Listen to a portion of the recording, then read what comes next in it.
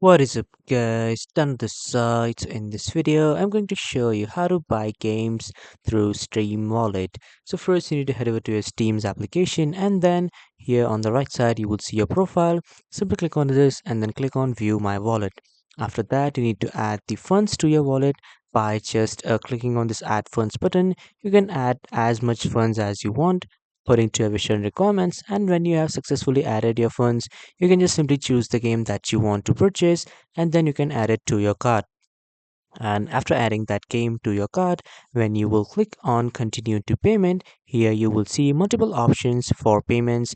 You will also see the option to pay with your Steam wallet, but only and only after you have added some funds in your Steam wallet. Here in this payments list you will see the option of pay with Steam wallet or Steam wallet. Simply choose that and then simply pay it, and this is how you can pay with your Steam wallet. So that was all for this video everyone. Thank you for watching.